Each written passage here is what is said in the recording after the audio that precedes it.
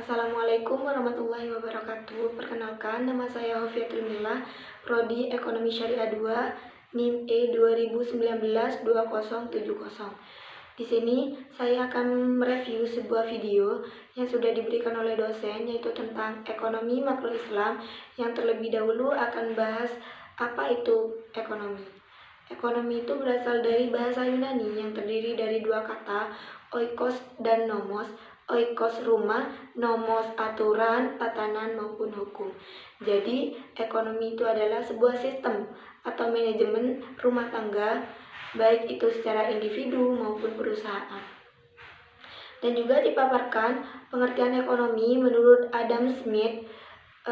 Adam Smith menjelaskan bahwa pengertian ekonomi itu adalah suatu ilmu yang menjelaskan perilaku atau tingkah laku manusia untuk mengalokasikan atau mengelola sumber daya yang terbatas dengan sangat baik untuk mencapai sebuah tujuan yang telah ditentukan.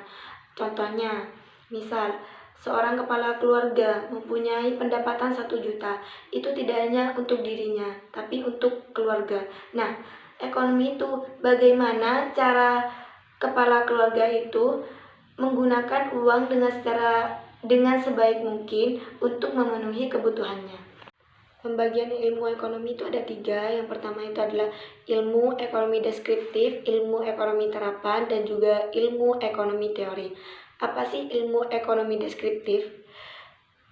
Ilmu ekonomi deskriptif itu adalah ilmu yang mendeskripsikan atau menggambarkan kejadian ekonomi dengan apa adanya dalam suatu daerah maupun negara.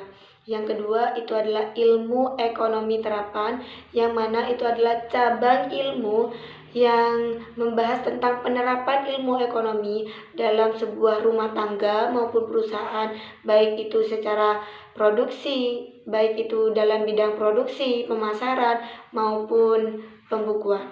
Dan yang terakhir itu adalah ilmu ekonomi teori, yang mana ilmu ini adalah ilmu yang membahas gejala akibat ulah manusia untuk meningkatkan kesejahteraan manusia. Ilmu ekonomi teori itu meliputi ekonomi mikro dan juga makro. Ilmu ekonomi mikro itu ialah ilmu ekonomi yang mempelajari perilaku konsumen, perusahaan, serta harga barang di pasar.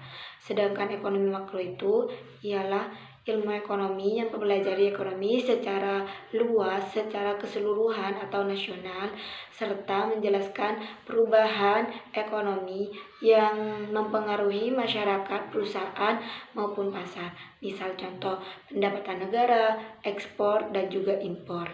Sekian dari saya. Terima kasih. Wassalamualaikum warahmatullahi wabarakatuh.